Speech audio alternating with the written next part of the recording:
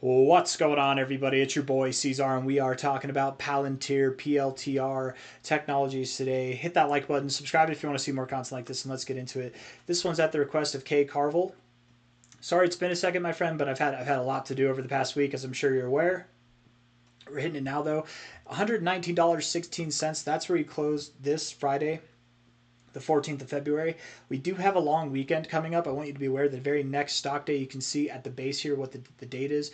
It goes from Friday automatically to Tuesday. So we do have a long weekend. Saturday, Sunday, Monday, no trading days, off the table, right? So hopefully, this doesn't create too much turbulence in the markets or anything like that. I feel like sometimes on long weekends things can get weird in a good way, weird in a bad way. Let's just see how it goes. You are pretty overbought on the daily aspects, on the daily RSI, but you can, as you see, you can be in this overbought zone for quite a long time. And in fact, when you're overbought and you pull back each of these times here, I just want to see what you do. I mean, look at that. That was your high in the RSI. Look at what your pullback did. That you just moved sideways. You did the same thing here. You just moved sideways. You didn't move down at all. You might be doing that here because, again, you're pretty overbought.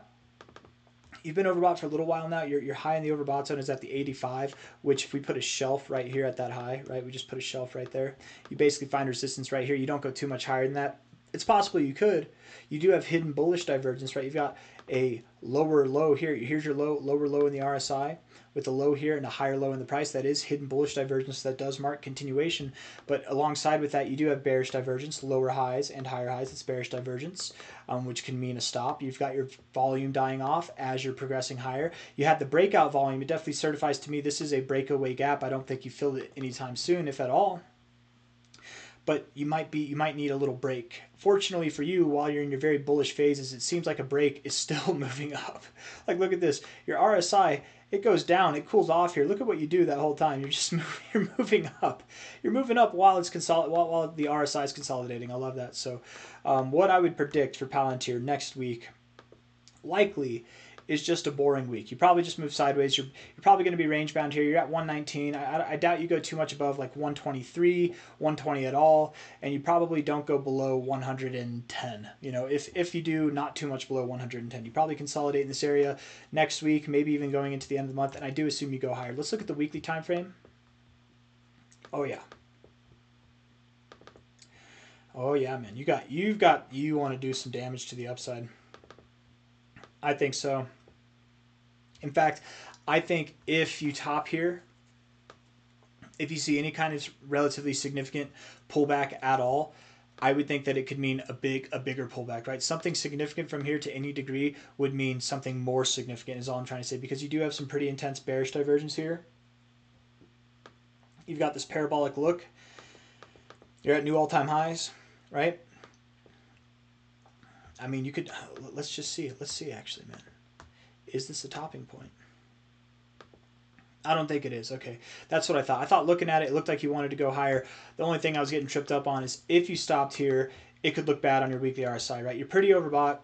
Generally, uptrends in whatever time frame, whether they're in the weekly, the 1 hour, the daily, whatever, uptrends, they tend to end once you're in the overbought zone, okay?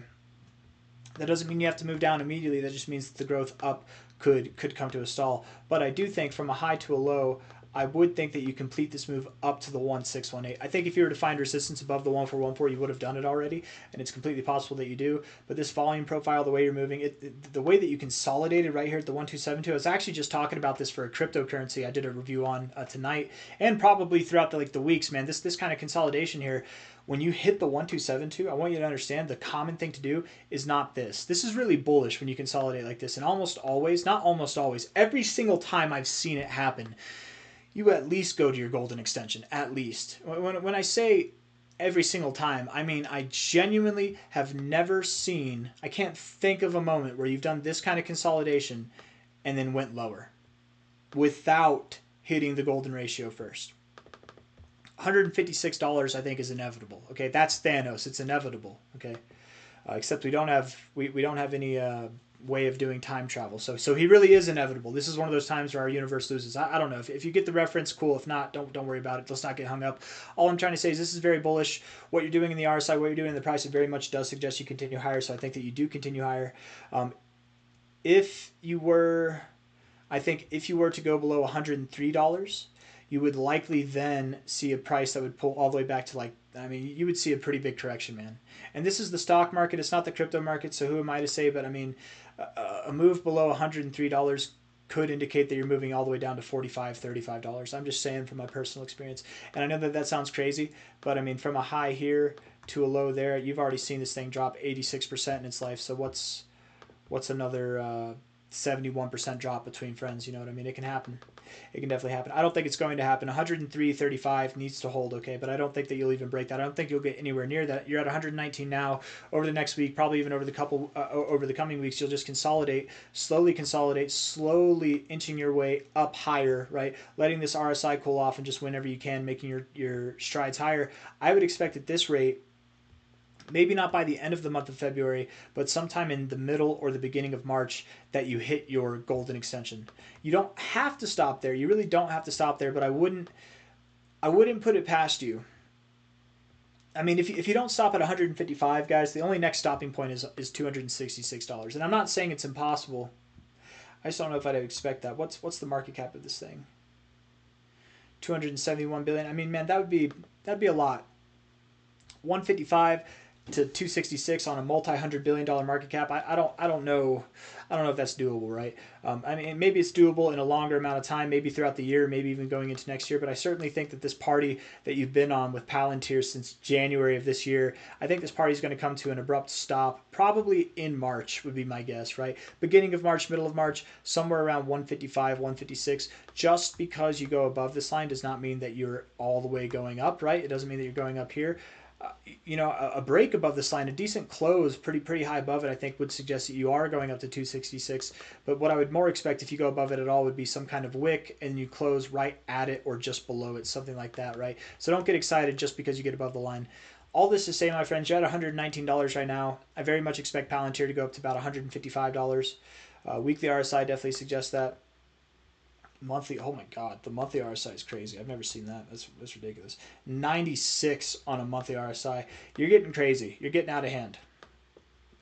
This is likely the month, man. This is likely the month, right? Because 13 days left in the month. You're going to continue to grow. Okay, you're going to go higher. You're going to get close to 100 on the monthly RSI. This spells big things to the downside over the next, over the months to come. It doesn't mean that you're doing it yet. You could consolidate a little bit and then have one more run up, get some kind of double top or bearish divergence. But certainly in the near term, I would expect you to go through some kind of consolidation. It's pretty common whenever you rip from a high to a low, when you rip all the way up to your golden ratio like this, it's pretty common to consolidate between your 1272 and your golden ratio. And it doesn't have to be exactly like this. It could just be one touch here, one touch there, and then you're off to the races. It could be one touch here, you consolidate a little bit in this range, and then you move down, and you consolidate a little bit more, and then you move up, however it looks. It doesn't have to be a perfect looking pattern, but consolidation in this range is probably what the name of the game is going to be for the next, if this is on a monthly aspect, I would think for at least 3 months, but probably the next half year or so. So not financial advice, not a financial advisor, but I definitely wouldn't want any call options open past the end of this month that are above $155. That's for damn sure. I got nothing else to say. I think I've said everything that I need to say. Right? Looks like it's moving up slowly but surely. Don't break below $103. If you do, you're proving me wrong, and you will likely see a retracement that pulls you all the way back below. I mean, probably below $70, if not below even $50. But if you don't do that, as long as you're not closing below $103, and I don't think that you will, you'll probably just consolidate between now and the end of the month. You'll probably consolidate between this price, 110, 130, something like that. You'll just slowly be moving up. Let your RSI consolidate, let it come down, and then once it's cooled off a little bit, then it'll rip, your price will go higher, and you'll make strides up to that 150, 155 area, where I think you'll probably achieve that in early, if not mid-March. I got nothing else for you guys. I hope you liked the video. If you did, hit the like button. Subscribe if you want to see more content like this. I appreciate you all. Take it easy. Bye-bye.